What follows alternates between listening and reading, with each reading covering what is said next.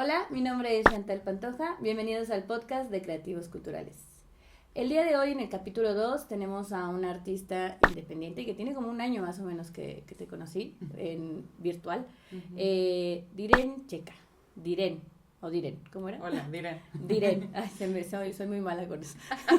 Diren, a mí me pasa a mí. Muy bien, Diren. Hola Diren, ¿cómo estás? Bien, ¿y tú, Chantal? Bien, aquí estamos post concierto porque Diren vino a tocar aquí a Jalapa su proyecto Music of Sound, que es de lo que vamos a platicar el día de hoy, ya que te comentaba a Diren que su proceso, desde que la conocí el año pasado, yo lo he visto en redes totalmente, he visto cómo has crecido, cómo has creado un nicho, cómo has como enfocado toda tu carrera a esta parte de la música contemporánea, que viste como la oportunidad, no sé si la oportunidad lo querías o fue una combinación de varias cosas, pero como que todos los factores se juntaron y ahora yo creo que eres un referente de la música contemporánea en México, ¿no? Y del violín, porque también tiene mucho que ver que no hay como especialistas, ¿no? De la música contemporánea en México.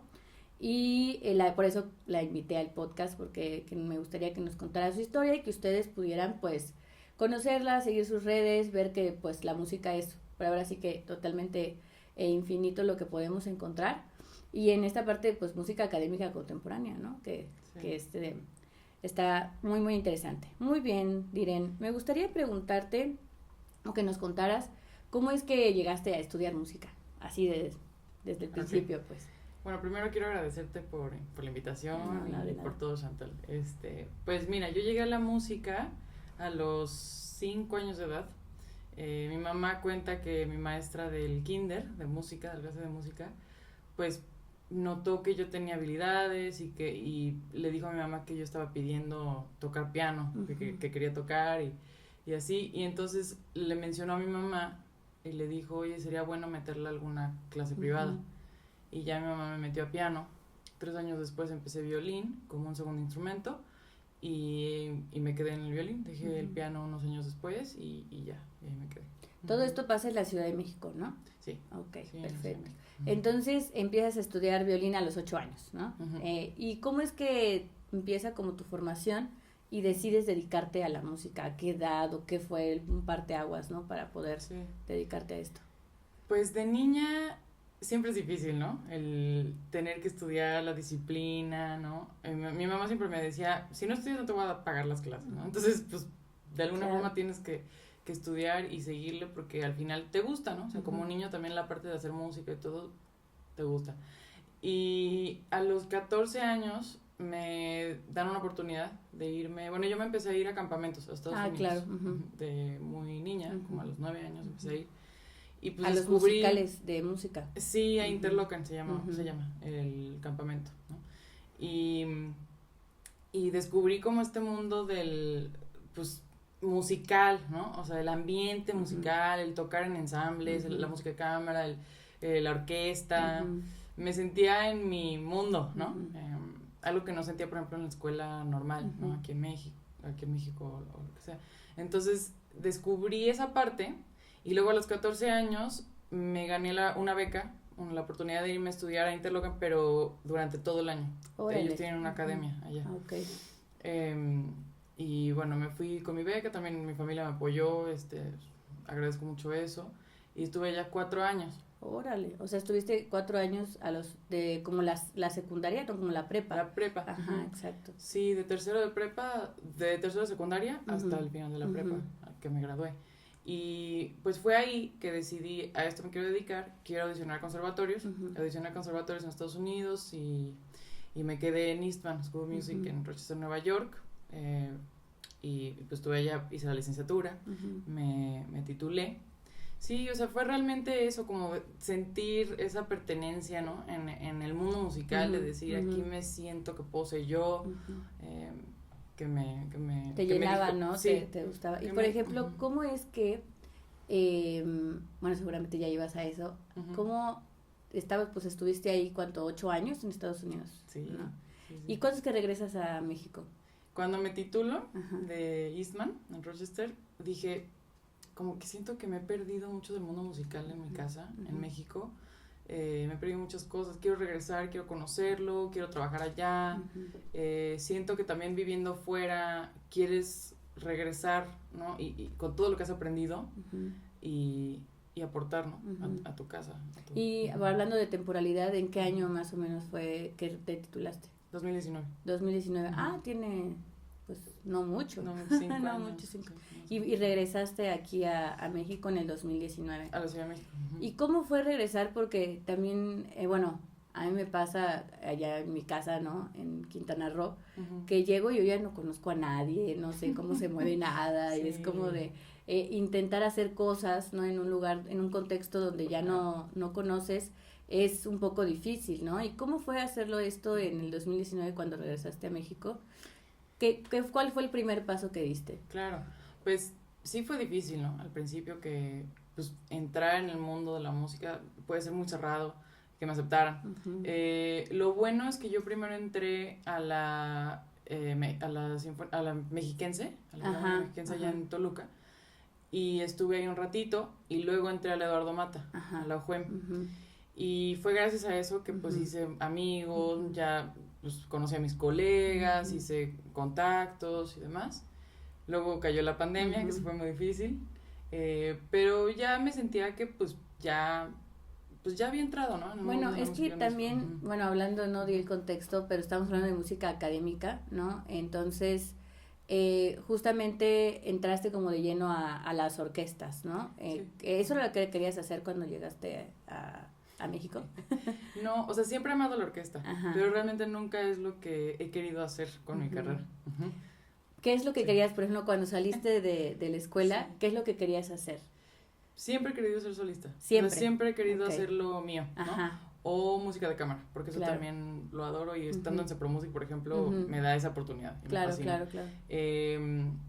Sí, nunca me veía siendo atrilista, ¿no? Porque, pues, es muy diferente, es otra cosa. Y también, digo, me encanta y lo he hecho muchos años, pero siempre como que yo tenía una visión de hacer lo mío, ¿no? O sea, siempre fue como de, bueno, es un escalón para llegar a crear algo, ¿no? Tuyo. Sí, ¿no? Y además, bueno, en México sabemos que es muy difícil el mantenerse, ¿no? Como músico. Entonces, o sea, tienes que audicionar, tienes que estar en algún ensamble. Como protocolo.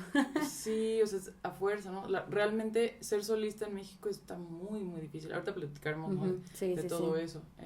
Ojalá eso vaya cambiando, ¿no? Pero sí, el circuito es como muy cerrado, y también, justamente por eso te decía, ¿no? Porque tienes que estar como muy conectado, tienes que tener, pues, ahora sí que contactos, hacer redes, ¿cómo se llama? Relaciones públicas, sí, claro. ¿No? Para que te vayan como ubicando, y luego estos procesos son como un poquito largos, y también luego hay mucho como esta parte, bueno, si yo no te conozco, pues, ¿por qué te voy a dar una oportunidad? O incluso hasta, ¿por qué te voy a escuchar, no? Entonces, y creo que en Ciudad de México es mucho más difícil que en todos otros estados de la República, porque, por ejemplo, aquí en Jalapa hay mucha competencia, pero siento que al final nosotros o los artistas independientes que estamos aquí hemos generado como el nicho y nos hemos vuelto como únicos en lo que hacemos, ¿no? Porque no hay tantas, ¿no?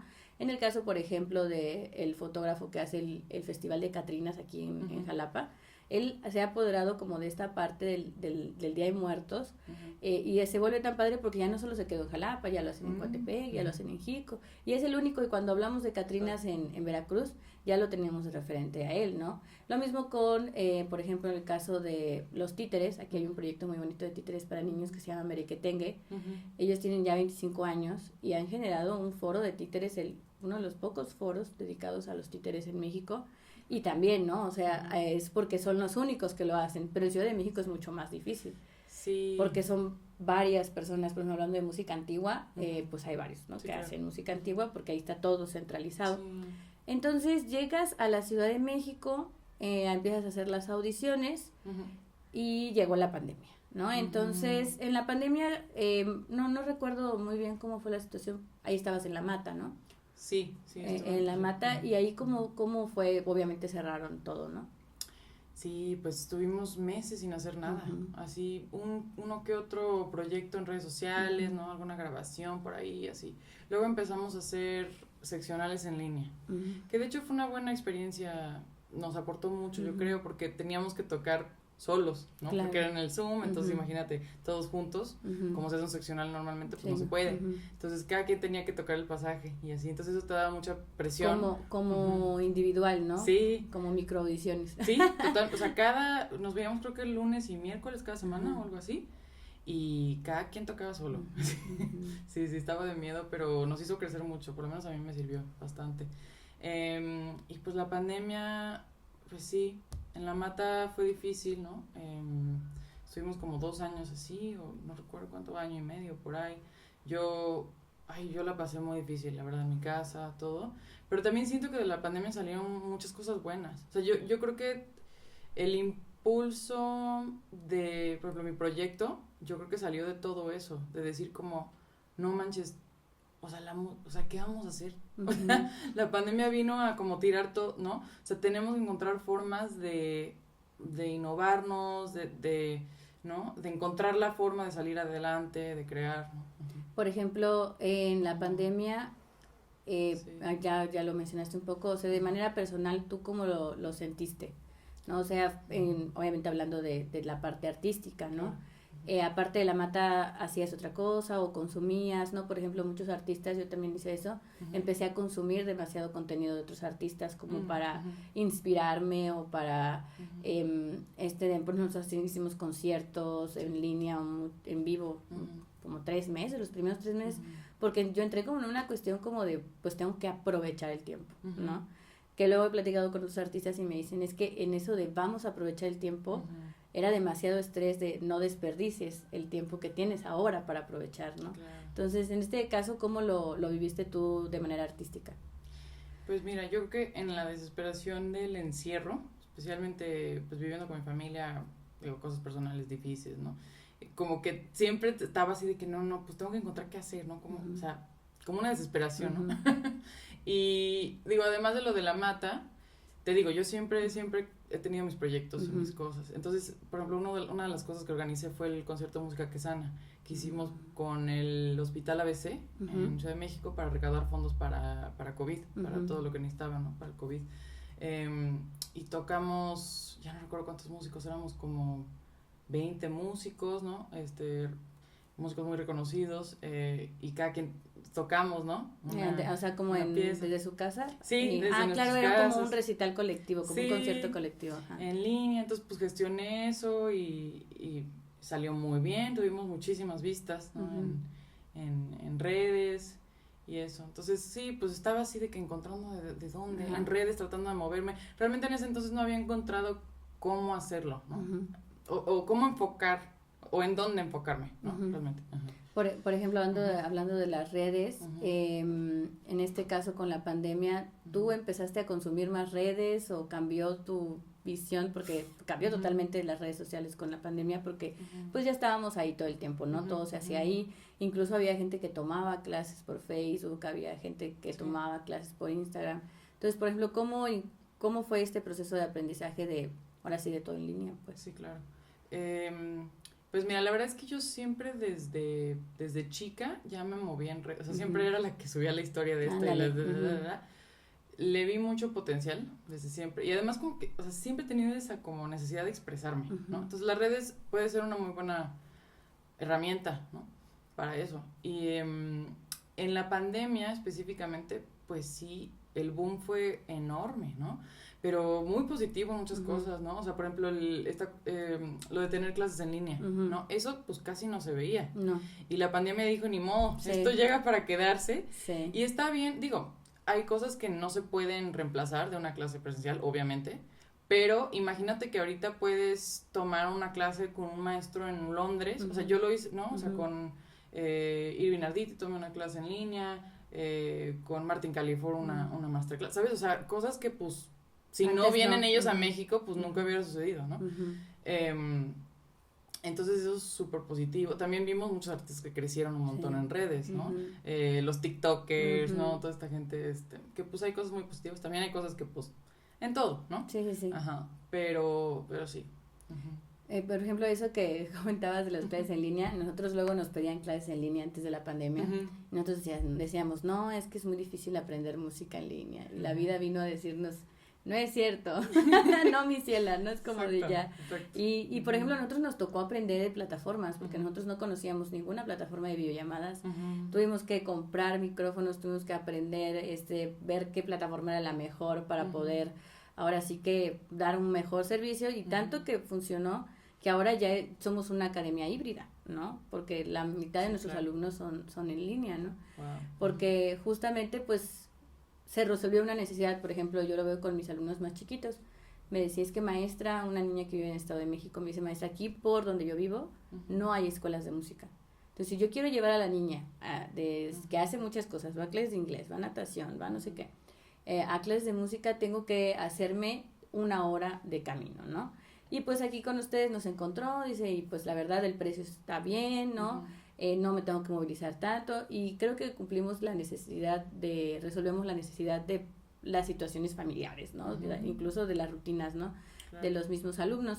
Y por ejemplo, en el caso, ahora sí vamos a adentrarnos ya nos hablaste de pues cómo empezaste en el violín, que pues estudiaste, decidiste dedicarte a la música, regresaste a México, y cómo es que nace el proyecto. Pues mira, me llegó como una epifanía, como me suele pasar con mis ideas. ¿En qué año fue? Pues lo empecé en enero de 2022, ¿no? Okay. O sea, unos meses antes fue que empecé a como cocinar todo, ¿no? Lo que pasó fue que yo dije, bueno, hice por ejemplo el proyecto de Calladita, lo pueden buscar en YouTube, con una amiga que se llama Andrea Saraí, compositora. Antes de eso toqué música de amigos compositores que se acercaban a, ya sabes, oye, puedes tocar mi obra, lo que sea. Y entonces me empecé a dar cuenta que en lo que mejor me iba y lo que más me gustaba era el trabajo con los compositores, ¿no? Y descifrar obras nuevas, ¿no? Y ese proceso como que me llena de una forma que no me llena, pues, la música tradicional, ¿no? Entonces dije, a ver, si esto es lo que más me gusta, si me va bien, ¿no? Si lo disfruto, ¿por qué no lo estoy haciendo? ¿No? De lleno, ¿no?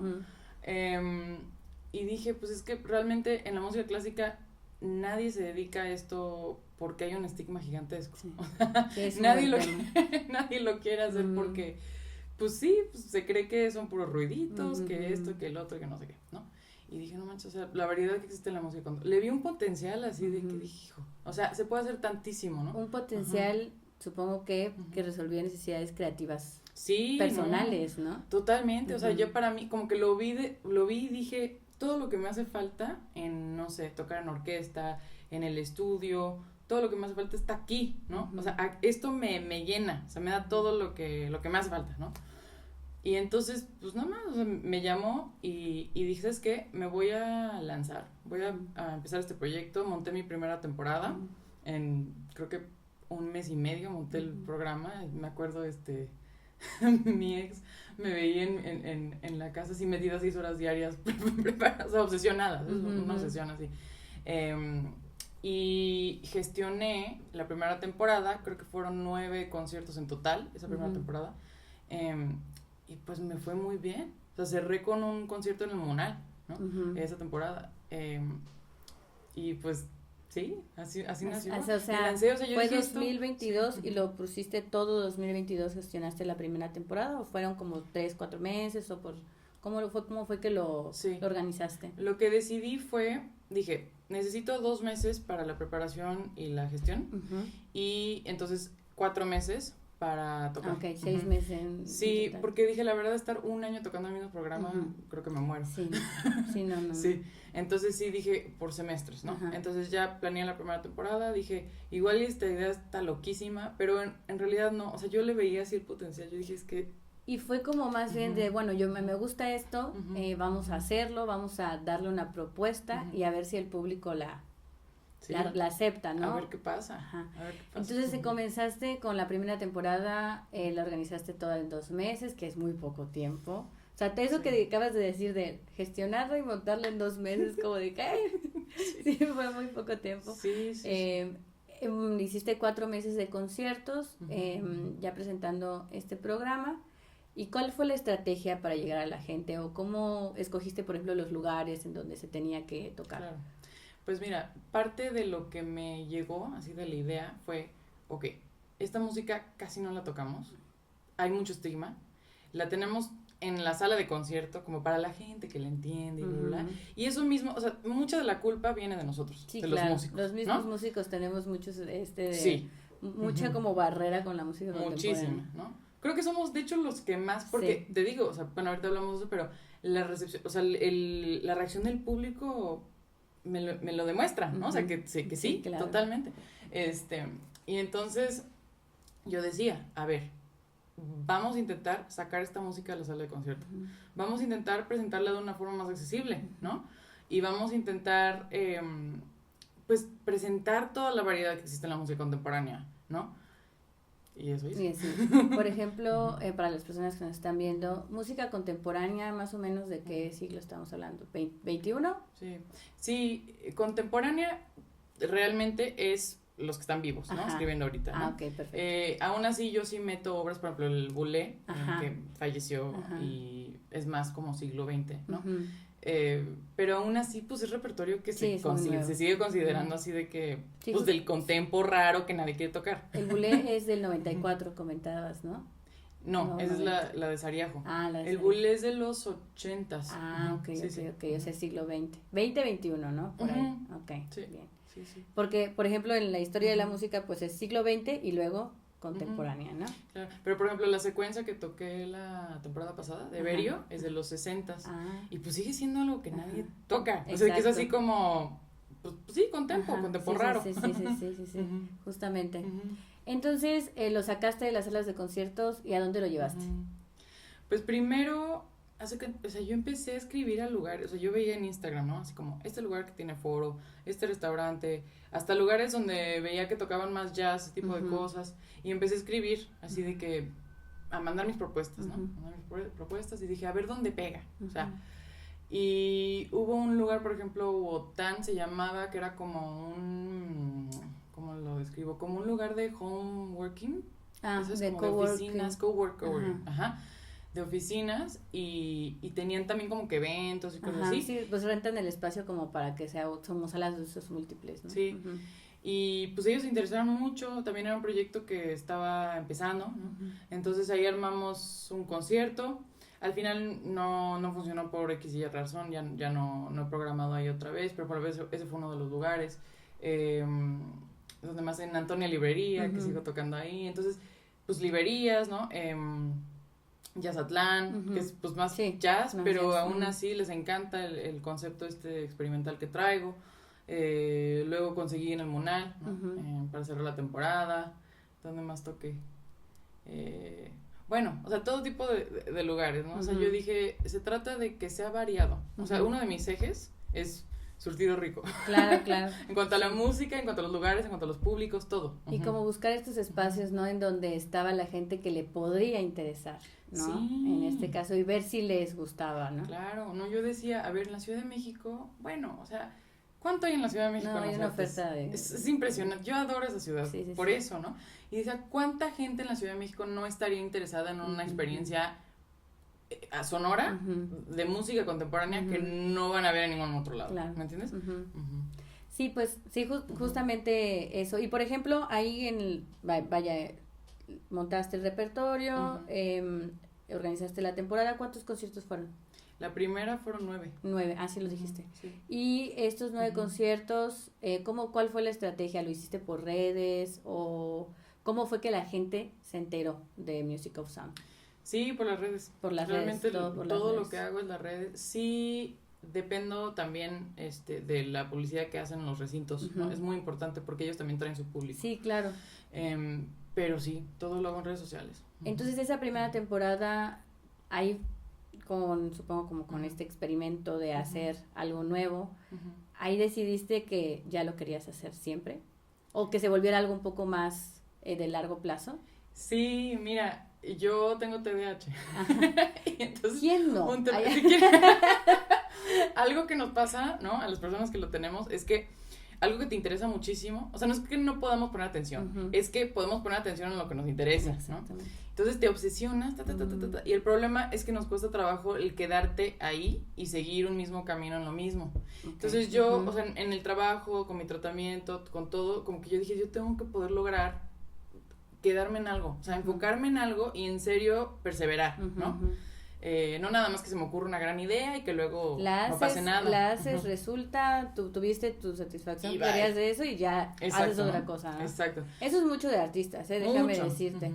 Porque una problemática que hay, por ejemplo, en estas convocatorias tipo PECDA, FONCA, es que no hay continuidad. Exacto. Porque justamente los artistas hacen proyectos solo para ese propósito. Sí. Entonces, no realmente porque, por ejemplo, yo les digo a los alumnos que hacen PECDA, el PECDA es Programa de Estímulo a la Creación y Desarrollo Artístico. Ahí te está diciendo cuál es el propósito de la convocatoria y de que no solo tienes que hacer algo porque te van a dar los 50,000 pesos, sino al revés, que tú ya estás haciendo algo para que te den esos 50,000 pesos o lo que sea que te vayan a dar, ¿no? Y, por ejemplo, a mí me lo cambió la perspectiva una maestra de artes visuales. Me dice, es que el PECDA o este tipo de financiamientos son como para darte el impulso, para que tengas algo que ya creaste y que puedas explotarlo, ¿no? Y no solo como de, ya no lo vuelvo a hacer, ¿no? Y justamente eso es lo que pasa siempre con los artistas, siempre. Sí, entonces yo dije, no, esta vez aquí me quedo, ¿no? Y pase lo que pase, ¿no? O sea, siempre hay altos y bajos. La cosa es que realmente amo, o sea, este proyecto me da todo lo que necesito, en el escenario me divierto, la gente, o sea, todo me da ese estímulo que necesito de esto, es nuevo, me interesa, ¿sabes? Cada obra que preparo me llena, ¿sabes? Claro. Y sí, ahí dije, ¿sabes qué? Me voy a quedar, y lo voy a seguir, pase lo que pase. Y pues ya vamos la próxima temporada es la 4ª. Entonces, claro, pues lleva apenas año y medio casi, ¿no? Porque estás haciendo ahorita la 3ª temporada. Sí. La 2ª temporada, pues enseguida, ¿no? Dijiste, bueno, el plan es que yo pueda. Entonces, pero se volvió sostenible, ¿no? Todo esto es autogestivo, ¿no? Hablando, ¿no? Tú lo organizas, tú cobras un cover, supongo, ¿no? Esa es la fuente de financiamiento al principio, esa fue, ¿no? Sí. Lo del cover con los foros, ¿no? Los espacios. Y bueno, ahí llega la parte donde Diren y yo nos conocimos. ¿Tú ya conocías las convocatorias de creadores escénicos? Sí, claro, pues sí, se sabe, ¿no? Del FONCA. ¿Y cómo fue que decidiste meter este proyecto al FONCA? Pues dije, al principio yo siempre he tenido la idea de que este proyecto tiene que ser autosostenible, ¿no? O sea, que económicamente por lo menos se tiene que sostener, ¿no? Ya si me produce con los años, ¿no? Pero dije, mira, como un empujoncito, o sea, sí estaría muy bien un estímulo mensual, ¿no? Especialmente porque en ese entonces todavía tocaba en varios lugares en los que necesitaba rentar bocinas, cosas así, y decía, necesito algo que me dé como poder ahorrar esos 20,000, 40,000 pesos que necesitaba para las bocinas en ese entonces, no sé. Eso ya se resolvió porque ahora pues ya toco en lugares que normalmente tienen bocinas, entonces lo de rentar, bueno, cosas logísticas así que yo dije, un estímulo mensual sí me haría el paro, ¿no? Me ayudaría bastante. Entonces decidí aplicar y dije, a ver si pega. Y pues pegó, ¿no? Entonces, durante este año sí recibo ese estímulo mensual. Aún así, la idea es que cada concierto se mantenga, digamos, o sea, que sea sostenible, porque pues realmente antes no era así como de, bueno, vamos a que sea sostenible, que no, yo siempre les digo a mis alumnos, mientras ustedes no pierdan dinero, no hay problema, ¿no? Porque te llena o te da otras ganancias, ¿no? En la cuestión artística, contactos, experiencias, totalmente. ¿No? Pero justamente creadores escénicos, para los que no conocen esto del FONCA, que ya no se llama FONCA, que ahora ya se llama Sistema de Creación de Apoyo para Proyectos Culturales. A la creación y proyectos culturales. A la creación y proyectos culturales, y le ponen antes FONCA. Sí, antes. Yo siempre le pongo antes FONCA porque la gente todavía no. Y pues es que es como no nos vamos a acostumbrar de decirle FONCA. Ya sé. Por eso ya hasta mismos ellos le ponen antes FONCA. Sí. Y a mí me da un poquito como decir el sistema, y me acuerdo del sistema de Venezuela. Cuando hablamos del sistema de creación. Pero sí me da un poco así como el sistema, y yo así de, no, el FONCA. El FONCA. Pero sí, justamente el FONCA tiene varias convocatorias dependiendo del proyecto, ¿no? En este caso de creadores escénicos, como su nombre lo dice, pues es interpretación, ¿no? En todas sus formas. En este caso está más en la categoría A, ¿no? Hay diferentes categorías dependiendo ¿De cuántos años tienes como profesional. Ajá. Entonces yo como apenas llevaba 4 años titulada. Claro. Sí, es categoría. Categoría A es hasta 5 años, ¿no? Algo y así. luego de 5 en adelante ya es B y no sé si Es recuerdo B, con la y C. luego sí, C es la que De es 15 ya o más, de, ajá, sí. creadores con trayectoria, Sí, que le llaman. Ujú. Entonces es ahora sí que como pues un estímulo, como una beca, ¿no? Mensual, que bueno, a mi parecer siento que es muy poco, ¿no? Porque no son como 11,500. Yo recibo 10,800. 10,800, ¿no? 10,800 mensuales, que ahí, por ejemplo, entra también una parte que yo he hablado con los artistas, que dicen, ay, es que es muy poco y con eso no se puede vivir. Y yo así de, el sistema o estas convocatorias no son para que tú vivas de esto, ¿no? Es justamente como su nombre lo dice, es un estímulo en el cual pues te ayuda a generar, a crear, ¿no? Por eso se llama así la convocatoria. Entonces, en este 2024 ya tuviste la de creadores escénicos. Sí. Y ¿qué, por ejemplo, ahorita en esta tercera temporada, cuántos conciertos agendaste?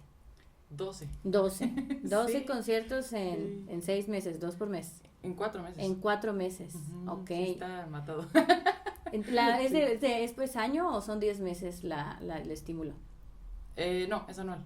Son 12 años, 12 meses. Ajá. Ok, de enero a diciembre. Sí. Ah, ok, muy bien. Sí. Estas convocatorias yo les recomiendo siempre a todos mis alumnos, se espantan con estas convocatorias porque no son fáciles, pero yo les digo, métanlas, porque es una oportunidad de escribir tu proyecto, de escribir tus ideas, de redactarlo, de que alguien más lo lea. Y me dice, es que un amigo me decía, es que yo una vez metí un Fonca.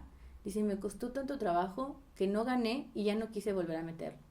Y es como de, eso sí es mucho trabajo, pero, por ejemplo, a mí yo meto todas las convocatorias porque ese es el modelo que nosotros utilizamos para financiar los proyectos, pero siempre lo veo como una oportunidad de redactar la idea. Claro. ¿No? Entonces, redactamos la idea y, por ejemplo, se mete, no se gana, pero la idea ya está redactada. Entonces, luego sale y llegan, no, es que quiero música novohispana. Ah, mira, y sacas de tu archivo de proyectos ya redactados, tengo de música novohispana que redacté hace 2 años para un PEGDA que no ganó, pero lo tengo aquí escrito y encontramos la fuente de financiamiento, ¿no? Y aparte, por ejemplo, nosotros como artistas también es importante, si nosotros queremos hacer esto que está haciendo Diren, que es como un proyecto propio, ¿no? Y emprender, es importante que nosotros aprendamos a dar a conocer nuestras ideas de manera escrita. Totalmente. Porque no nos lo enseñan.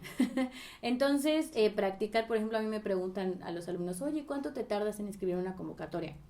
Yo el primer PEGDA que gané, lo gané en el 2009, ¿no? Tenía yo 18 años y hay un libro que se los recomiendo mucho, de Conaculta en ese entonces, una edición del 2011.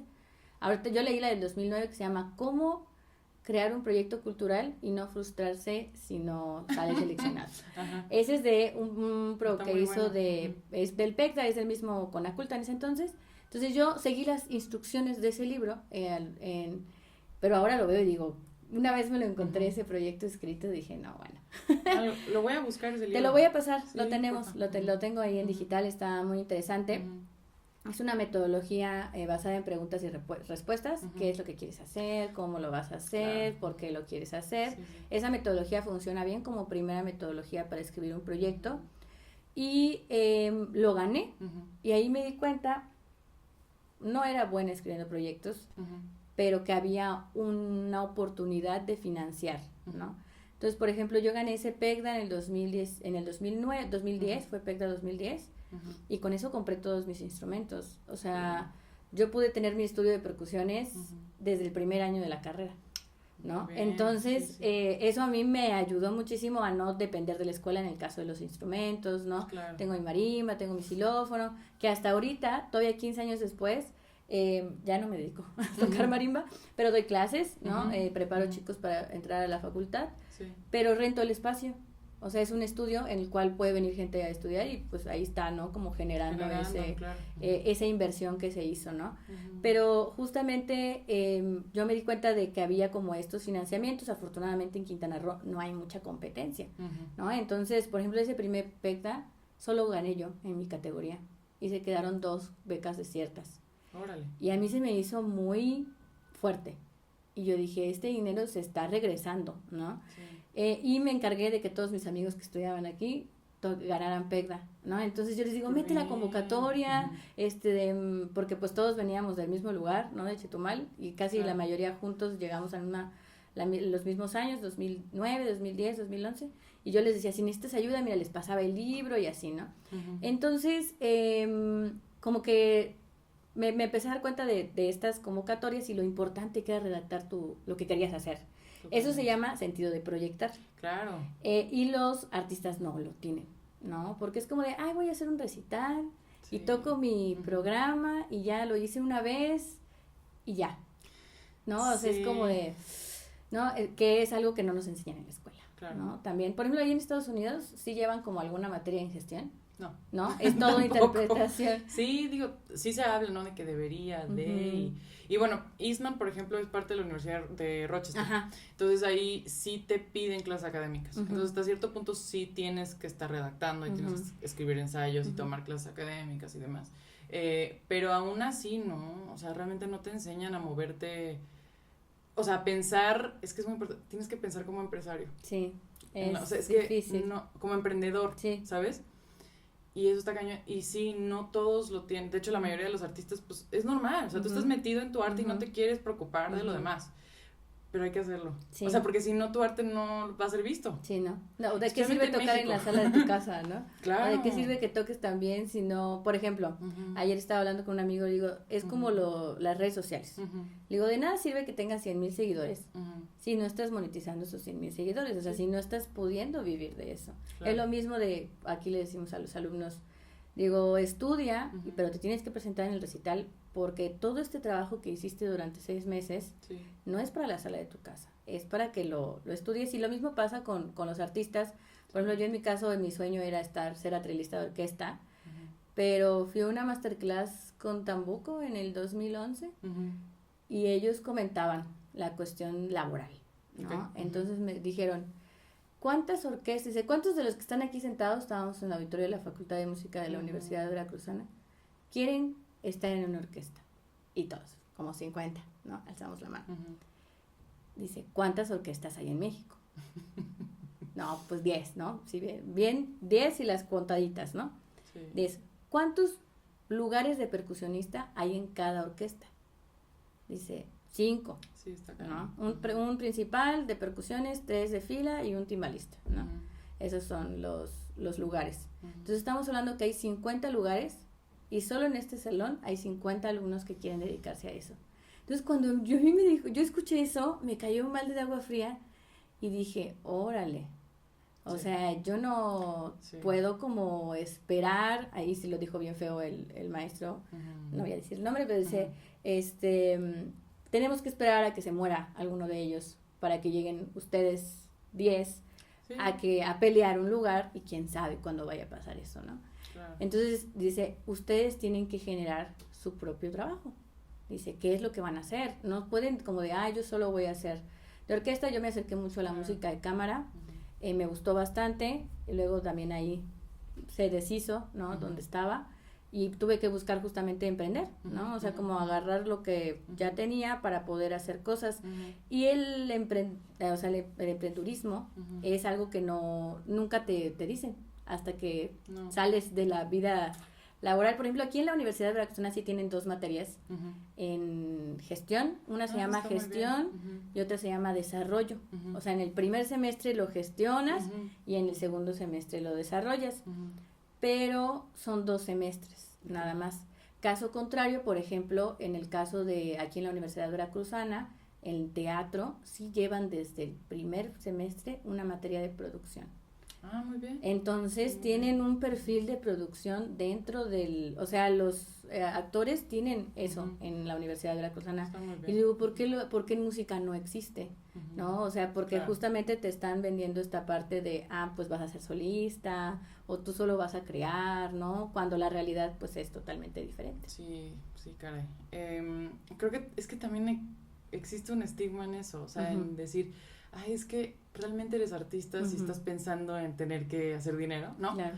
No, la cosa es si no te puedes mantener, no puedes crear pues no. arte. Sí, o sea, el arte va primero. O sea, eso está, ¿sabes? No se basa, o sea, no podemos sacrificar el arte para hacer dinero. Sí, yo siempre lo diré, sí, ¿no? Pero sí tienes que encontrar la forma de poderte sostener, de vivir, Sí, ¿no? yo tuve una, bueno, yo fui de esas, no sé si te tocó, pero a mi familia fue un tema que yo estudiara música, porque era como de, bueno, ¿y de qué va a vivir? Claro. ¿No?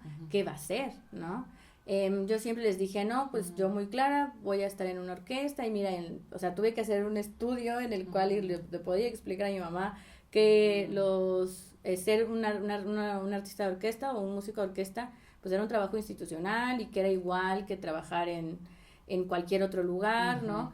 Y que pues se pagaba bien, ¿no? Y que chalala, ¿no? Entonces, me dieron la oportunidad de estudiar música, por ejemplo, yo les dije, bueno, si no quedo en la escuela, dame un año más para que yo me vaya a Jalapa, me preparo y el chiste es que todo salió bien, pero sí justamente siempre viví con ese estigma y justamente cuando me quedé sin mi trabajo institucional que era de la compañía de teatro, yo estaba en la parte musical de una compañía de teatro infantil, que ahí fue donde me acerqué a la parte de música de cámara que me encantó y aparte de música infantil, ¿no? Me gusta mucho trabajar con niños, ahí me di cuenta que me gustaba mucho trabajar con niños y me quedo sin mi trabajo institucional y neta sí me creí un ratote, como año y medio, me creí que yo no iba a poder vivir de esto, ¿no? Y que era así como de, ok, ¿qué va a pasar, no? Sí, y fue cuando yo ya hacía gestión de manera totalmente empírica, pero me di cuenta que podíamos hacer cosas si sabíamos gestionar, ¿no? Conocí en el 2011 el término gestión cultural, con un foro de empresas culturales, nosotros ya teníamos la academia, no era sostenible, o sea, salía, ¿no? Salía lo de la academia, no era que como que, wow, ¿no? O sea, somos los grandes comerciantes con esto, porque también nadie te enseña a emprender, ¿no? Y nadie te enseña a llevar un negocio, y nadie te enseña a hacer cuentas, nadie te enseña a hacer cotizaciones o estrategias publicitarias. Entonces dije, bueno, creo que soy buena en esto de la gestión, pero ya teníamos todos los proyectos, teníamos el festival, hacíamos cosas sin presupuesto, ¿no? Entonces dije, bueno, pues me voy a profesionalizar. Afortunadamente aquí en Jalapa hay una escuela de gestión cultural privada. Entonces ahí fue otra chamba así como para decirle a mi mamá, pues mecenas, ¿no? Porque pues a mí no me daba a pagar la maestría y ahí fue cuando explotó todo y me di cuenta de la importancia que tiene tener un perfil en tu proyecto, ¿no? El proyecto que tú quieras, un perfil de gestor, ¿no? A mí me gusta mucho hablar de artistas que gestan, porque siento que son los mejores, en el sentido, no porque yo lo haga, sino porque tienen la teoría y tienen la parte práctica. Porque los gestores que son teóricos, yo no tengo nada en contra de ellos, tenemos mucha bibliografía gracias a las investigaciones y todo esto, pero realmente no le pueden decir a un chico que quiere emprender cómo se hace. O sea, le dicen la teoría, pero si no te funciona la teoría, ¿qué vas a hacer aparte, no? ¿O qué otra metodología existe? Entonces, los artistas que gestan, que son pues los que ven el podcast de Creativos Culturales, pues son los que tienen que, si tú quieres que tu proyecto sea independiente, que pues no, en este caso como el tuyo, pues ahora sí aprender, ¿no? Algo, ¿no? Ahora sí, pues regresando a Music of Sounds, al Sound, la parte de este año, ¿no? De creadores escénicos, te echaste 12 conciertos en 4 meses. Pues ahorita terminamos, el último es el 29 de junio en Mérida. En Mérida. Van a ser 12 de esta temporada. Ajá, 12, entonces si son en 4 meses, son como 3 por mes aproximadamente, ¿no? Sí. Más lo de Cepro Music, ¿nos puedes contar qué es Cepro Music? Sí, Cepro Music es el ensamble de música contemporánea de Bellas Artes, de Limban. Entonces ahí, por ejemplo, yo le digo a Adrián que yo le he seguido desde que nos conocimos y este tema porque Cepro Music es también una beca, ¿no? Es una beca, es una audición, ¿no? También esta decisión que tomaste, quiero que nos cuentes de cómo no dedicarte ya a lo convencional en la música académica, que era ahora sí que la parte de las orquestas, ¿no? ¿Cómo fue que decidiste tomar esa decisión y cómo fue a raíz de que a la primera y segunda temporada le fue bien? Pues La audición de CEPROMUSIC yo la había esperado mucho tiempo. Ok, siempre era algo que quisiste hacer. Sí, o sea, ya cuando decidí que yo me quería dedicar a la música contemporánea con mi proyecto, por ejemplo, dije, pues está el CEPROMUSIC, y el CEPROMUSIC me daría la oportunidad de tocar música de cámara, ¿no? Que también me hace falta. Digo, siendo solista, todo, me gusta, me encanta y todo, pero sí me hace falta a veces el tocar, ¿no? Con gente. Entonces salió esa audición y la hice y ya, la gané. Y hubo ahí un tema, ¿no? De porque los dos son estímulos, ¿no? Sí. Entonces, ¿qué fue lo que cuentan? Que por cuando subiste eso, yo dije, no, pero si son fondos diferentes, ¿no? Cuéntanos qué pasó ahí con... Pues mira, yo apliqué a creadores escénicos y a CEPROMUSIC, de hecho más o menos en la misma, creo que apliqué a creadores escénicos en mayo, junio, o algo así, y a CEPROMUSIC un mes después, una cosa así. Y yo en ese entonces yo decía, no se pueden tener dos estímulos, entonces pues si gano uno, pues me quedo en el que gane, si no los gano, pues ni modo, si gano los dos, pues voy a tener que rechazar uno, ¿no?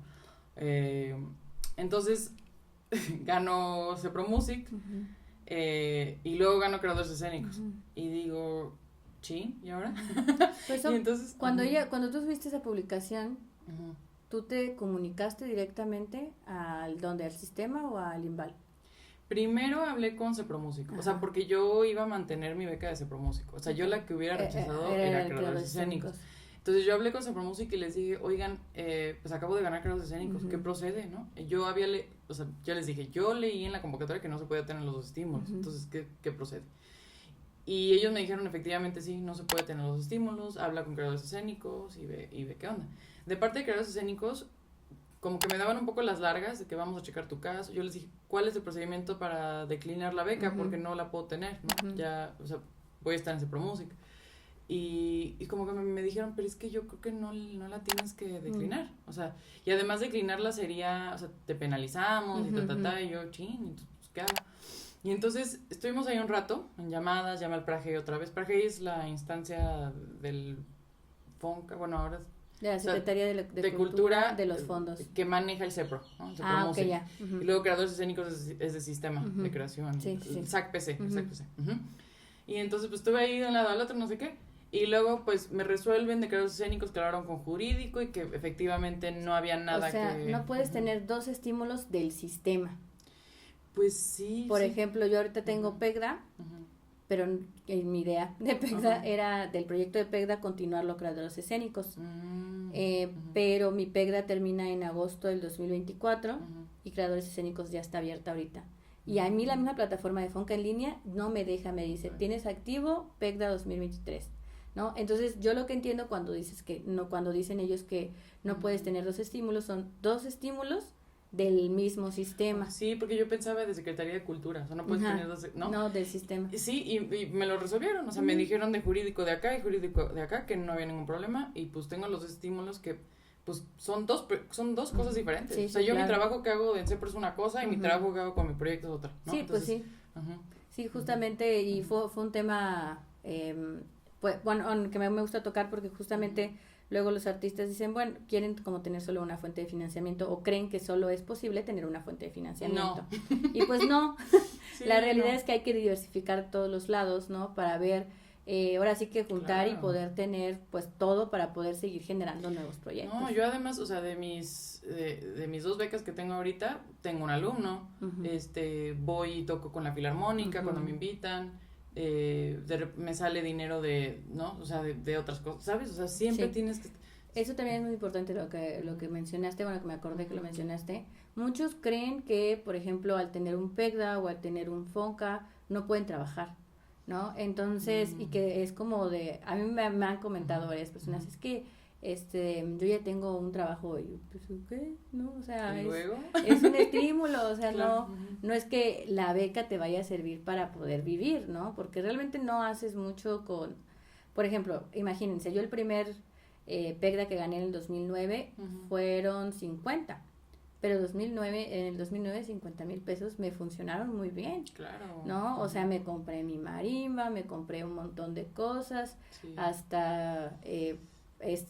lo gasté en cosas que no eran del proyecto porque yo estaba en la categoría, que esa categoría ya no existe en el PEGDA, que es desarrollo artístico, que era para estudiar. Entonces me lo daban porque estaba estudiando aquí en Jalapa música. Claro. ¿No? Entonces, esa categoría ya no existe, pero justamente esos 50,000 pesos a mí, pero por ejemplo ahorita en el 2023 que gané otra vez el PEGDA, igual fueron 50,000 pesos. Y ya no rinde igual. No, claro que no. No, o sea, ya no, o sea, estoy haciendo maravillas con eso claro. Para poder crear el proyecto, porque ya es un proyecto de interpretación, ya no es estar estudiando, porque ya tengo que, por ejemplo, yo de por sí tenía que estudiar mi material de la escuela, ¿no? O sea, y ahorita ya no, ya es como una jornada diferente, ¿no? Sí. A lo que estaba haciendo antes. Sí, no, y es que además, o sea, ¿por qué no? O sea, como lo que me dices, ¿no? Que dicen, ya tengo un trabajo, ¿no? Es como, yo pienso, pero ¿por qué no tener más trabajo? O sea, también hay un estigma de que el artista nos tenemos que morir de hambre, o sea, de que el artista se tiene que morir de hambre. Y yo digo, a ver, tenemos que cambiar eso, ¿no? O sea, sí es muy difícil. En México está muy cañón. O sea, yo decía, pues, de ahí nació el autogestionarme, que yo decía, no hay management en la música clásica en México. No está muy cañón. Si quieres ser solista, lo tienes que hacer tú. No hay de otra. Ahora, o sea, hay que hacerlo, pero además no cerrarse a decir es que yo automáticamente me voy a morir de hambre, ¿no? Es encontrar la forma. Y digo, yo sí, está muy matado, o sea, yo sí, ¿no? O sea, hago todo, ¿no? Pero, y no es para todos, o sea, esa vida realmente no es para todos, y eso está bien, eso también está bien, ¿no? Tener tus prioridades y lo que tú quieras, pero tampoco cerrarnos a decir ya automáticamente, porque, o sea, ya tengo una beca, entonces ya la hice. No, o sea, hay muchas más posibilidades. Hay muchas cosas. Por ejemplo, eso del nos tenemos que morir de hambre, yo me chocan, hay muchos, voy a tirar mi hate, hay muchos como plataformas de gestión o plataformas de artistas que hacen como memes de nos vamos a morir de hambre, o cuando eres músico y no. Yo soy muy en contra de eso, porque siento que hay que, por ejemplo, nosotros aquí con la academia formamos chicos y nos encontramos con la problemática de que los chicos luego se salen porque decidieron estudiar música y los papás ya no quieren porque se va a morir de hambre, ¿no? Entonces, aquí hemos visto, los papás hemos tenido que cambiarles la mentalidad a los papás, ¿no? Que es algo que, por ejemplo, a mí me hubiese gustado que mis maestros hicieran con mi mamá, ¿no? Porque yo tuve que hacer esa chamba sola, pero, por ejemplo, luego dicen los papás, es que nosotros los vemos a ustedes y sí se puede.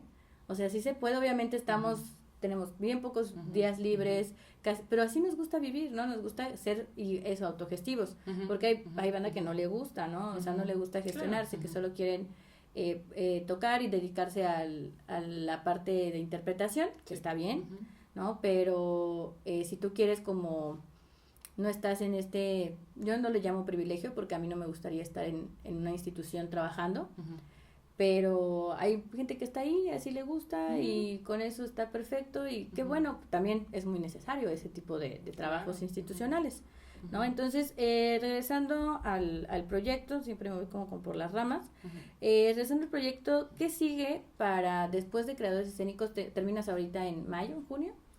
No, hasta diciembre. Pero la tercera temporada. Ah, sí, en junio. En junio. Tienes en Mérida, ¿no? Ya, si quieren seguir las redes de Diren, la pueden seguir en Instagram, y en el proyecto tiene sus propias redes sociales, lo buscan así, Music of Sound, ya subió el cartel de aquí hasta junio. Y luego, el siguiente semestre, ¿qué tienes planeado? La cuarta temporada. La cuarta temporada. Estamos en el proceso de gestión, ya tenemos unas fechas para agosto, creo que septiembre, y pues sí, cuarta temporada. Y es un programa nuevo, ¿no? Por ejemplo, algo que he visto de creadores escénicos o en las partes de interpretación es como que hacen un programa todo un año, ¿no? Entonces, ¿tú propusiste 2 programas a la beca? Sí, lo que hice fue, y justo me funcionó muy bien porque te piden por semestre. Ah, ya ves claro, que te perfecto. piden como el reporte en julio y te piden el segundo reporte en enero. Entonces dije, pues yo ya lo había planeado así, desde antes de haber aplicado la beca.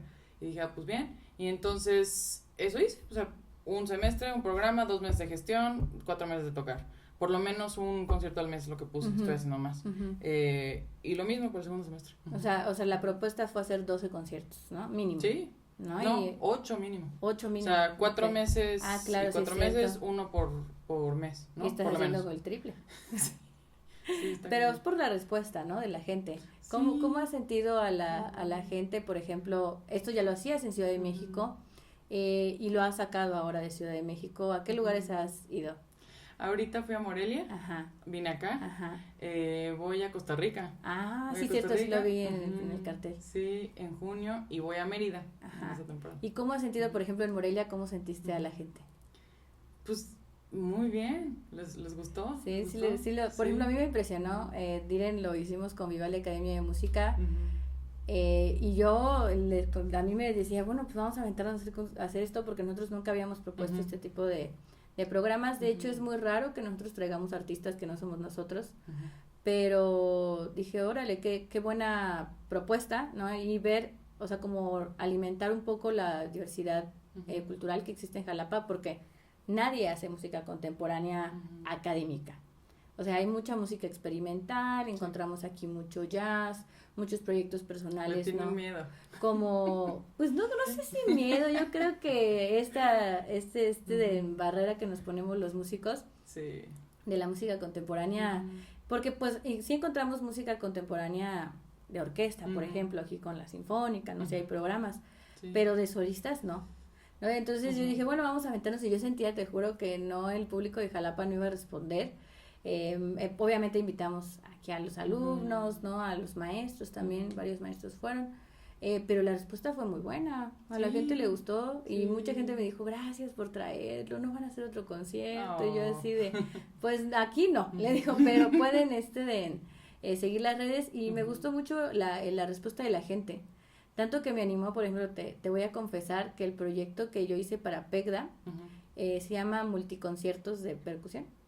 Es multipercusión tocada en la calle. Wow. Y me inspiré mucho en tu proyecto. Porque dije, qué padre. Yo ya traía esta onda de la multipercusión, porque es lo que pasa con la multipercusión, es que no sale de la academia. O sea, yo antes de estudiar música, yo no conocía la multipercusión. Ya luego pues conoces a Tambuco y ves que es un mundo, ¿no? Y de hecho en México los únicos que lo hacen son Tambuco. Hay otros ensambles de percusión que lo hacen, pero no están tan institucionalizados como Tambuco, ¿no? Entonces dije, bueno, vamos a proponerlo al PECDA. De hecho lo propuse para el PECDA 2022. No, creo que fue antes, pero cuando te conocí dije, claro, vamos a hacerlo ahora en espacios no convencionales. Entonces yo lo que hago es tocar en los parques. Está increíble. Entonces toco en los parques así, ahora sí que piqui pa pupa, ¿no? Pero la música que estoy tocando es de un libro de multipercusión que se utiliza en las escuelas de música de percusión, pero la multipercusión de hecho ni en los recitales de la facultad se tocan, o sea, están dentro del programa, pero muy pocas veces salen de... Y ese es el que quería meter para creadores, y ya no se puede hasta el 2026. Bueno, y ya ha tenido una respuesta muy bonita porque es totalmente espontáneo, ¿no? Y a mí me gusta porque la gente se queda así como, ¿y está? ¿Qué? ¿No? Aparte es música programática, ¿no? También, ¿no? Sí. Entonces, a mí me inspiró mucho tu proyecto y una percusionista que vino, que justamente su proyecto es de multipercusión, Adelaide Ferrer se llama, vino aquí a Jalapa, y ella tocó multipercusión en la Sinfónica de Ancor. Entonces tocó una pieza que se toca en las escuelas, muy famosa, que se llama Rebounds de Shenaki. Y yo la vi y dije, yo quiero hacer esto, o sea, yo quiero hacer así multipercusión en la calle, ¿no? Y funcionó bastante bien y la gente tiene buena respuesta, solo que nosotros mismos tenemos que romper esos paradigmas. A mí me costó mucho trabajo sacar un proyecto así, y por ejemplo aquí en Jalapa yo no lo quería presentar porque era un proyecto para Quintana Roo, pero que de ayer como vi la respuesta dije, ay, pues sí, vamos a hacerlo, vamos a hacerlo. Siempre me sorprenden las reacciones de la gente. Sí. Me encanta, es lo que me hace seguir, ¿no? Sí, claro. Y te lo juro que yo lo veía, o sea, yo al principio cuando se me ocurrió dije, es que esto, sí, o sea, nada más es cambiar la forma que lo presentamos. Y también eso que haces en los conciertos me gusta mucho, que pones a la gente en un contexto y le dices, imaginen, o sea, todo lo que ustedes conozcan, no, aquí no va a ser, ¿no? Aquí no va a ser. Sí. Por ejemplo, algo me gusta mucho, pero a mí me gusta mucho aprender en los conciertos, y lo de los multifónicos yo no sabía que se podía hacer en el violín, ¿no? Y ya hablando como cuestiones más de física y cosas acá, es súper ñoño, pero también está súper padre. Yo creo que ese es el público, ¿no? Es público que le gusta como experimentar, ¿no? Sí, o sea, trato de hacerlo lo menos académico posible, justo por eso, ¿no? Porque quiero que todo el mundo lo pueda entender. pero sí se me hace importantísimo. Luego me dicen, es que no sugestiones a la gente, y digo, no, es que me parece mucho más importante dar un poquito, o sea, adentrar, ¿no? A lo que se va a escuchar un poquito. Y es que luego por eso la gente no conecta, ¿no? Con la música clásica incluso, ¿no? Por ejemplo, nosotros hemos visto con los públicos aquí en Jalapa, que por ejemplo Tlacna, ya ves, el centro cultural está en el centro de la ciudad, pero la gente no va porque ve a Tlacna muy lejos de ellos. Sí, ¿no? Como que es algo que no...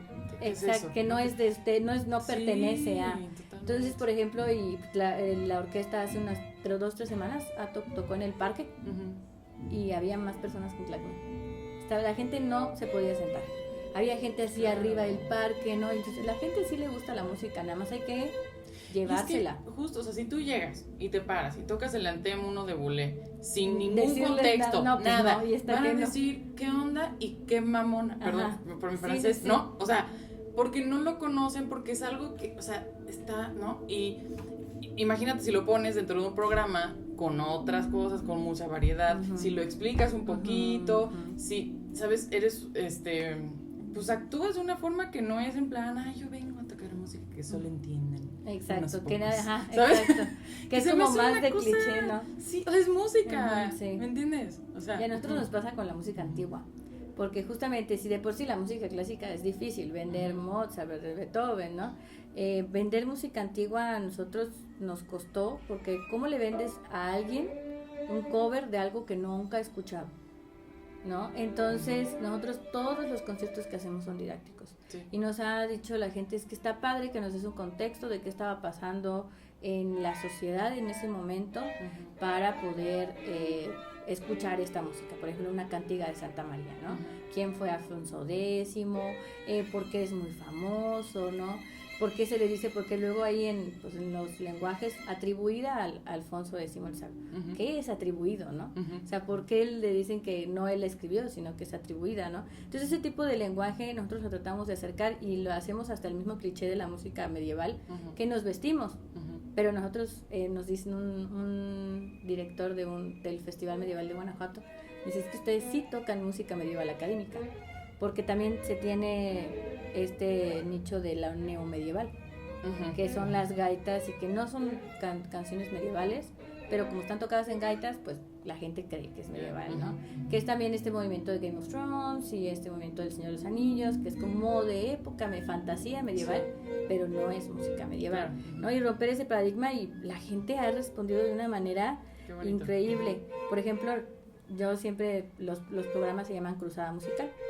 Entonces, por ejemplo, que vamos a hacer ahora se llama Cruzada Musical 5, ¿no? Que es como el quinto espectáculo, que vamos a hablar de monarquía, religión, ¿no? Y me llega un mensaje de una persona y me dice, ¿y esta cruzada musical es diferente a la 3? Y yo así de, en serio, la gente sí se pone a ver como bonito. Que si son lo mismo, ¿no? Entonces es como de... Claro, o sea, la gente, si hay personas interesadas, hay gente que ha ido a todos los conciertos, conoce todos los programas, y eso yo creo que ya el trabajo ya está hecho, ¿no? Nada más es como seguirla. Y así, por ejemplo, yo les comentaba que teníamos el concierto de Diren este sábado, y luego el próximo tenemos música medieval, y creo que también darle eso a la gente es importante, ¿no? Que ellos puedan aprender de la música, aunque no sean músicos, ¿no? Porque también muchos, ay, ¿para qué yo quiero si yo no voy a ser músico, ¿no? Pues si yo no, o sea, darles un contexto diferente de la diversidad, ¿no? De la música. No, además siempre van a sacar algo, ¿no? O sea, yo siempre pienso, igual si no les gusta esa obra, o si no les gusta al 100%, eso cambió algo, ¿sabes? Claro. Algo. Entonces, es importantísimo. Sí, ¿no? Eso, nada más exponerlo. Claro, y yo creo que también es muy importante para los compositores, ¿no? Porque tocar su música es bien difícil para ellos, que alguien toque, ¿no? Y México, o sea, yo decía, no inventes, o sea, yo me empecé a adentrar al mundo de los compositores, ¿no? O sea, por mi amiga Andrea, y lo empecé a conocer a Eric Tapia, uno de mis mejores amigos, a Fermín León, varios compositores mexicanos que están haciendo, de veras, es un boom. México es un boom en la composición ahorita enorme, ¿no? Y yo decía, ¿cuánta música se está escribiendo, no? Por jóvenes compositores, obras que nadie quiere tocar. O sea, me acuerdo cuando estrené una obra de Arturo Martínez Anabria, también muy amigo mío, y la toqué como parte de mi primera temporada. una de las cosas que me dijo es que, o sea, preguntó por no sé cuánto tiempo en la Facultad de Música UNAM que un violinista le ayudara, ni siquiera que tocara la obra, o sea, que le ayudara a checar cuestiones técnicas, para que ¿no? sea violinístico. Sí, ¿no? Algo. Nadie quiso. O sea, están 100% cerrados así a contemporáneo, no.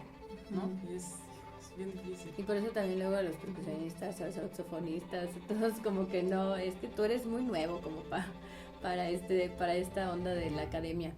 Pero sí, justamente es lo que he visto, ¿no? Que como los compositores se han acercado, ¿no? A ti para poder trabajar y para visibilizarlo, porque yo creo que sí estaría padre bueno, a ti te sirvió bastante este nicho, ¿no? Sí veo que has crecido mucho en redes, ¿no? Que has estado moviendo con el proyecto y que la gente que está estudiando música hagas lo mismo que, por ejemplo, lo que Diren hizo con música contemporánea, nosotros lo hacemos en música antigua, ¿no? Y hay quien lo hace con música, por ejemplo, jarocho, por ejemplo, estas fusiones luego de jarocho que hay aquí en Jalapa es muy interesante, pero encontrar su nicho creo que es lo más importante. ¿Tú crees que sí has generado un nicho? Sí, ¿no? Sí, totalmente. Digo, me encanta que sí hay un nicho, digamos, pero también me encanta que crece, ¿no? O sea, sí, claro, sí, es como de boca a boca, o sea, en el sentido, eso es como muy figurativo, ¿no? Porque no es literal, como que te vas haciendo conocido, y es como de ahora ya te ven y dicen, tú eres la que toca música contemporánea. Sí, me encanta, pero, o sea, de hecho, o sea, lo que me encanta es que tampoco se queda como una cosita chiquita, ¿me entiendes? O sea, como que gente de todos ámbitos y medios y todo se interesan también, ¿no? Y eso es lo que quiero, ¿no? Que llegue a variedades de gente, que no sea nada más el público específico que le interesa la música contemporánea, ¿sabes? Sí, pero no, sí pues se ha creado, o sea, crear nuevos públicos, porque por ejemplo mucha gente, muchos artistas dicen, es que público en general, a ver, no. O sea, los proyectos no son para público en general porque sí tenemos que tener como qué tipo de gente es a la que le podría gustar la música contemporánea en este caso, pero también la formación de públicos, ¿no? Y que lo hagas, por ejemplo, yo siempre les digo, todos los proyectos que ustedes hagan es formación de público, ¿no? O sea, en sus objetivos siempre pongan formación de públicos, ¿por qué? Porque lo que tú estás haciendo nadie lo va a repetir, ¿no? Es algo como muy diferente. Por ejemplo, la música antigua que hace un grupo aquí que se llama Ensamble de Música Antigua de Jalapa, a lo que nosotros hacemos, porque tenemos perspectivas muy diferentes de lo que es la música antigua. En el caso, por ejemplo, de la música contemporánea, no es lo mismo Cepro Music, por ejemplo, sigue siendo música contemporánea Cepro Music, pero también es música contemporánea lo que tú haces, ¿no? Entonces son cosas súper diferentes y todo eso está formando públicos. Por ejemplo, aquí en Jalapa nadie había tocado algo así como lo que tú tocas, ¿no? Entonces, música contemporánea académica, yo lo podría nombrar así, ¿no? Sí, académica, pero presentada de una forma no tan académica. Sí, no tan, o sea, digamos, saliendo del conservatorio, ¿no? Es que eso es lo que siempre digo, no tienes que cambiar la calidad de lo que estás haciendo, ni la sustancia, tienes que cambiar el formato. El formato. ¿Cómo lo presentas? Porque incluso hasta me gusta que no te vistes así como... también nosotros hacemos eso porque es justamente romper. Está pensado, ¿eh? Sí, o sea, todo eso está pensado. Sí, yo sé que está pensado. Pero justamente hasta cómo te vistes, como de, bueno, vengan a escucharme nada más, ¿no? No es como yo no te voy a enseñar nada, o sea, no tienes que entenderlo incluso, ¿no? O sea, es como de, bueno, yo te voy a guiar en este proceso, ¿no? Para que lo disfrutes y incluso hasta generar algo que no o sea, si no te gusta, pues no te gustó. Es que pero ya puedes decir que no te gustó, ¿no? A mí yo dije, yo soy de aquí. O sea, yo nunca en mi vida me pondría un vestido de los típicos de ¿sabes? Es que sí, o sea, me encanta y pues me encanta que a la gente le interese. Pero es que eso es muy actitudinal en el sentido de que la gente por cómo te vistes si se acerca o no se acerca. Todo es importante. Entonces, por ejemplo, ahorita tomando el ejemplo otra vez de la sinfónica que estuvo en Jalitig, en el parque de Jalitig, pues iban de guayabera y la perspectiva de la gente cambia en si los ven en guayabera o los ven en frac, ¿no? En la sala. No, y hay que pensar todo esto. O sea, mi marca Music of Sound ya es una marca registrada. Sí. A mí me parece muy importante esto porque sí tengo un concepto pensado. Sí, es todo una... Ay, perdón. Y de hecho estamos por registrar un manual de marca. O sea, de uso de marca, de uso de marca. Que tiene todos los, o sea, porque tenemos unos proyectitos que no voy a dar spoilers, ¿no? Y se necesita tener un manual, ¿no? Con todo, con el concepto, con el cuáles son nuestros puntos importantes, filosofía, de dónde viene, ¿no? Todo. Y hablo de nosotros porque ya tengo a Mariana, ¿no? Que me ayuda también en toda la parte de gestión logística, etcétera. Entonces, todo eso realmente tiene que estar pensado. Sí. O sea, tu proyecto no puede ser nada más, voy a hacer esto y ya. No, tienes que ver cómo presentarlo, ¿no? ¿Por qué lo estás haciendo? Sí. ¿No? Y tiene que ser honesto también. Sí, y eso es algo que yo trabajo mucho con mis alumnos en las clases de gestión cultural, porque ¿qué es lo que pasa? Que tienen ideas, pero sienten, no me gusta usar la palabra fácil, pero sienten que es como sencillo, ¿no? O sea, vamos a armar un concierto. Bueno, pero ¿qué vas a hacer? Vas a hacer tu concierto, te vas a preparar, va a llegar gente, no va a llegar gente, pero ¿qué pasa después del concierto? ¿No? Hacer una evaluación y un diagnóstico de cómo pasaron las cosas es algo que yo no hacía antes de conocerlo, ¿no? Por ejemplo, esto que mencionas de la marca es muy importante, porque, por ejemplo, un amigo me decía, ¿por qué quieres registrar tu música? ¿No? Nosotros que grabamos ya 2 discos, dice, si nadie te la va a robar, o sea, no es que seas famoso y alguien te la vaya a robar, pero ella así de, pues ¿sabes por qué? Porque a mí me da un sentido de pertenencia y me va a decir, esto es mío, yo lo hice, ¿no? Aparte, la música, que los derechos de autor se heredan, entonces, bueno, tienes un patrimonio ahí intangible, ¿no? Entonces, por ejemplo, lo mismo pasa con la marca, ¿no? O sea, porque es importante pensar un nombre que no exista, porque después lo que pasa es que tú le pones el nombre y luego ya no lo puedes registrar porque ya existe, ¿no? Lo que yo pienso es, a ver, claro que este proyecto también es importante que se impulse la producción de música contemporánea en general, ¿no? O sea, sí pienso que, o sea, por eso lo hice, porque dije, esto se tiene que hacer más. Sí, porque no estás resolviendo necesidades que, o sea, cosas que no hay. O sea, quizás ahorita solo soy yo, pero espero que en un futuro sean más, ¿no? Ese es el punto. Pero, claro que tu idea, tu concepto, tu trabajo, los años de estudio que he tenido valen algo, ¿no? Y entonces sí hay que proteger, ¿no? Sí, claro, la idea. La idea, por ejemplo, con estas cosas que queremos hacer dentro de la marca, pues sí hay parámetros que se tienen que respetar para que funcione dentro del concepto y que todo, ¿no? O sea, que siga funcionando igual, ¿no? Sí, para que sea igual aquí que en otro lado. Por ejemplo, McDonald's, ¿no? Que vi la película del fundador el otro día, sí, que son franquicias, ¿no? Sí. Pero al final las franquicias tienen que seguir al pie de la letra porque si no McDonald's no sería, o sea, después de siglos, décadas, ¿no? McDonald's no sería lo que es. Y tomando lo que dices, hay que pensar como comerciante, ¿no? Como de, bueno, ¿cómo voy a vender? ¿Qué es lo que voy a vender? ¿Qué es lo que se va a llevar? ¿No? Y eso no es muy importante, eso es el marketing cultural, ¿no? Sí. Por ejemplo, a mí me gustó mucho cuando conocí el marketing cultural, porque primero yo tomé un curso de marketing tradicional y yo lo sentía como muy alejado, ¿no? A lo que yo hacía, y yo decía, ¿por qué estoy estudiando esto? ¿Por qué estoy tomando este diplomado? También tomé uno de marketing digital, no dirigido a cultura, y es muy diferente. Es muy diferente. Yo ya cuando me enteré que existía el marketing cultural propiamente dicho, era tomar estas herramientas del marketing tradicional y llevarlas a la parte de cultura. Porque, por ejemplo, yo tomo mucho los ejemplos de estas startups, ¿no? Como Uber, Netflix, ¿no? Claro. Así es como lo tenemos que pensar nosotros, porque Netflix es una empresa cultural, queramos o no, en Cinépolis es una empresa cultural, queramos o no. Eso es parte de las industrias culturales y creativas, pero mucha gente como que vive con eso, no, es que yo por qué voy a emprender, o yo por qué voy a aprender cosas que no son artísticas. Es que tu idea le va a dar también forma al mundo y a la sociedad, ¿me entiendes? O sea, es un concepto. Sí, así es. O sea, y se tiene que proteger porque entonces lo puedes reproducir. Sí, exactamente, y va a permanecer, aunque a veces es algo muy importante que hablamos, por ejemplo, con Jorge, porque a Jorge Vázquez lo entrevisté también para la primera temporada, y creo que eso es lo importante de los proyectos, que cuando nosotros ya no estemos aquí, pueda seguir el concepto, ¿no? Es como, ya es como el siguiente paso, ¿no? Como Disney, ¿no? Sí. Que también Disney es las industrias culturales y creativas, claro, es un monstruo, pero Disney logró que existiera sin él, ¿no? Y es lo que debemos de pensarlo. Por ejemplo, a mí me gustaría mucho que el festival, por ejemplo, haga como el Cervantino, ¿no? Su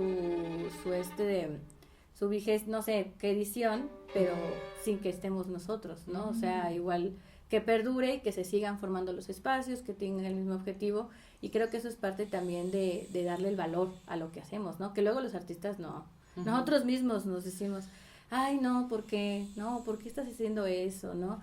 A mí mucha gente me ha dicho, a mí me causa mucho problema que mucha gente me dice, es que ¿por qué música antigua? O sea, ¿por qué sigue siendo tan insistente? Claro. Y yo digo, pues ¿por qué lo quiero hacer? Sí, no, y es difícil, pero hay que tener como esa fuerza, y si no la tienes, como los gringos que dicen fake it till you make it, ¿no? O sea, de decir, lo que yo estoy haciendo merece ser escuchado, merece ser visto, es importantísimo. Por ejemplo, algo que yo he visto de los proyectos que son sostenibles y que pues logran ser, ahora sí que proyectos que perduran, porque pasa mucho que se hacen proyectos pero no duran, entonces es justamente la necedad, ¿no? Del artista de querer hacer algo, ¿no? Sí. Por ejemplo, ayer en La Brújula, el lugar al que fuimos, fue un sueño, ¿no? Y ella, es el primer capítulo de esta temporada, y Valeria me decía, es que yo lo quería hacer, yo quería un espacio así, y a mí no me importaba que no fuera la gente, ¿no? Obviamente hizo estrategias para que la gente se fuera hasta allá, porque está lejísimos, ¿no? Pero resolvió una necesidad porque dice, yo soy el refugio de muchas familias, ¿no? Está canijo, ¿no? Sí. Como volver ese concepto, y yo, claro, y creo que es lo que hace que perduren todos estos proyectos y que sean sostenibles y que sean redituables, ¿no? El propósito y el por qué es importante es lo que te tiene que mantener ahí. O sea, yo he tenido conciertos en los que llego y 3 personas. Sí, ¿sabes? Pues sí. O sea, así pasa a veces, ¿no? Sí. O hay veces que digo, o sea, de veras, ¿cómo le voy a hacer económicamente para que este proyecto se pueda mantener, ¿no? Y luego ya hay altos otra vez, y luego bajos, y así te vas, ¿no? Pero al final, si tú tienes esa idea, es el por qué, y si es honesto, ¿no? O sea, porque eso, ¿no? Algo que es fingido, pues no perdura, ¿no? Pero si realmente crees en eso, ahí te quedas. Eso se llama en el marketing, mis alumnos no me dejarán mentir, en los 8 cursos que nosotros hacemos ese ejercicio, se llama Golden Circle. El Golden Circle, el círculo de oro, se hizo en Silicon Valley, ahí para justamente estas startups, que es, por ejemplo, lo que utilizaron conceptos como Airbnb. O sea, ¿cómo vas a meter a desconocidos a tu casa? Así, claro. Eso, ¿no? O Circo del Sol, ¿no? ¿Cómo vas a hacer un circo sin animales? Hace 20 años que empezó el Circo del Sol. ¿O cómo vas a tocar un programa de música para violín contemporánea? Sí, no, o sea, sí, ese Golden Circle yo siempre se los pregunto a todos. Le digo, y es que tu círculo dorado es el por qué. Claro. O sea, ¿por qué lo estás haciendo? Y es un trabajo de interiorización de tu proyecto, porque tú puedes hacerlo e incluso no saber por qué lo estás haciendo, ¿no? Porque no has... te ocurrió la idea porque viste una problemática, pero no la has interiorizado, ¿no? Y eso es algo muy importante que debemos hacer en nuestro proyecto para que sea, ahora sí que, lo más orgánico, ¿no? Y no fingido, como por ejemplo, bueno, claro. no conozco, no se me ocurre ningún ejemplo de algo como que, ahorita no, pero sí, justamente que sea como muy fake, ¿no? Claro. En el sentido de que no sea orgánico, ¿no? De que no sabes ni por qué lo estás haciendo, nada más tal vez por dinero, ¿no? Y le digo a mis alumnos, mira, tal vez lo estás haciendo por dinero, pero estás resolviendo una necesidad tuya, y al final cuando lo empiezan a trabajar se dan cuenta de una problemática que no habían visto, ¿no? Que igual en la inmediatez fue la parte económica, ¿no? De yo quiero, o también una parte personal, también hay que pensar en nosotros y no solo en lo que la sociedad necesita, ¿no? Y digo, si tú quieres hacerlo porque a ti te gusta hacerlo, hazlo, o sea, estás resolviendo una necesidad tuya y te vas a encontrar con otros locos como tú, que les va a gustar lo que te hacen, lo que tú haces, ¿no? Entonces, pero lo tienes que hacer, porque mucha gente se queda en el proceso de pensarlo, pero no lo hace, ¿no? Se queda el miedo, ¿no? Hay que hacerlo con el miedo. Muy bien, Diden. Pues vamos a cerrar un poquito, porque ya nos tardamos. Vamos a cerrar un poquito de acerca de pues tu historia, ¿no? Y me gustaría que nos contaras un poco acerca de, más bien, ¿qué consejo le podrías dar a esos artistas Ujú. que igual están terminando la carrera o que no, su carrera no está llevando el camino que ellos creyeron, ¿no? En algún momento. Ujú. ¿Qué consejo y que quieren como aventarse a emprender, a hacer un proyecto propio? Ujú. ¿Qué ideas o qué consejos les podrías dar? Claro, pues primero eso, ¿no? Cuando te llega una idea que tú dices, es que esto lo siento aquí, así, lo veo así con todo, ve por ella, ¿no? Ve por ella y quédate ahí, y la perseverancia es importantísima, ¿no? El decir, van a haber altos y bajos, pero ahí me voy a quedar, así es como se crean las cosas, ¿no? Entonces, agárrense de eso, definitivamente, y pues no se rindan, o sea, sigan adelante, ahí quédense, y siempre encuentren la forma de, justo lo que te decía, o sea, lo que te gusta hacer, lo que quieres hacer, no lo tienes que cambiar para venderlo. Claro. Eso es importantísimo, no cambies la calidad, no cambies la sustancia de lo que estás haciendo, cambia la forma en la que está siendo presentado, ¿no? Para abrir la posibilidad de que se interesen. ¿Me entiendes? Sí, porque justamente también lo que comentabas de abrir la música contemporánea, esto nada más se hacía en la escuela y la única manera de que se podía financiar era de esa manera, pero tú ya estás vendiendo covers, ¿no? Sí, tenemos unos proyectitos por ahí.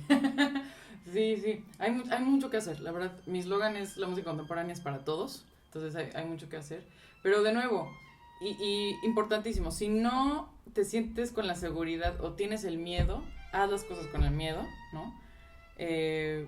Hazle caso a eso que te está diciendo. Igual estás loca, pero tienes algo que decir, ¿no? Vete con eso y fake it till you make it. Si no, o sea, esa frase, ¿no? O sea, si no tienes esa seguridad ahorita, dale, o sea, tú como que trata de alcanzarla y la alcanzarás, ¿me entiendes? En algún momento vas a tener ya la seguridad de hacerlo. Sí, porque la experiencia, eso es importante, la experiencia es lo que te da todo.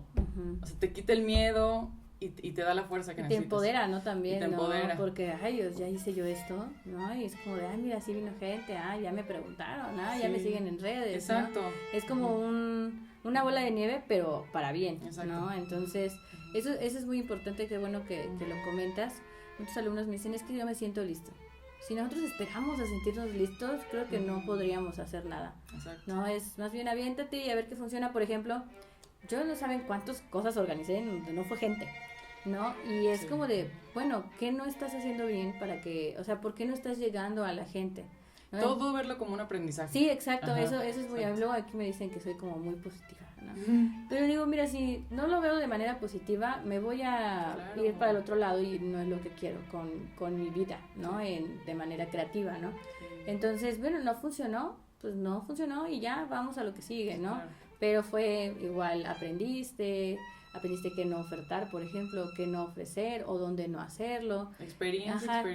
Y no quedarse en el error, sino que pasar a lo que sigue. Exacto. Y cuando algo te funciona, tienes que analizar por qué funcionó, qué hiciste diferente para que eso funcionara y ver si al momento de repetirlo vuelve a funcionar y encontrar esa fórmula. A mí me ha pasado mucho que ahorita tengo fórmulas que me funcionan, ¿no? O sea, en esto, pero llega el momento que esa fórmula ya no funciona. Sí, claro. Y tienes que estar muy pendiente de cuando no está funcionando para que cambies la estrategia, ¿no? Y creo que es algo muy importante, ser muy observadores. Siempre, sí, o sea, siempre tener esa como visión de, pues, emprendedor, ¿no? O sea, en los detallitos, ¿cómo puedo mejorar esto? ¿Cómo, o sea, esta cosa funcionó porque esto y el otro, ¿no? Escribir las cosas, ¿no? Planear, sí. Sí, es muy importante. Y con humildad, eso es muy importante porque igual luego hay gente que llega y dice, yo ya la hice y nunca más vuelve a, ¿no? Siempre hay que crecer. Sí, siempre. Y eso creo que también tiene que ver con el sentido de emprender, ¿no? O sea, como siempre ir creciendo. Y aunque seamos artistas, pues verlo como un negocio, ¿no? Porque pues tenemos que vivir de algo y qué mejor viviendo. Somos muy privilegiados, porque hay mucha gente que estudia cualquier otra cosa y no vive de lo que estudió, ¿no? Entonces, si nosotros podemos vivir del arte, si eso fue lo que escogimos, pues qué mejor, ¿no? O sea... Y sí se puede. No, claro que se puede, claro que se puede. Claro que va a ser mucho trabajo. pero sí se puede. No, y vemos muchos ejemplos, ¿no? Por ejemplo, yo el ejemplo de Tambuco lo super abrazo, porque a mí me dieron un balde de agua fría, me tiraron hacia la realidad, y yo dije, ¿qué voy a hacer? O sea, como ayer platicaba con una amiga, me dice, es que si no hay trabajo, invéntate tu trabajo, ¿no? O sea, invéntate tu trabajo, y ahí siempre va a haber alguien que le va a gustar, siempre va a haber alguien que te va a colaborar, ¿no? Porque, bueno, por ejemplo, a mí me pasaba cuando los patrocinadores, digo, ¿cómo le voy a llegar a decir a un restaurante que colabore con un festival de música, ¿no? Entonces como me da muchísima pena, o sea, muchísima pena llegar a pedir, ¿no? Uh-huh. Que ya luego cambies el concepto y no es que llegas a pedir, ¿no? Y lo haces como una propuesta. Exacto, es un intercambio, ¿no? Mira, yo te ofrezco esto, uh-huh.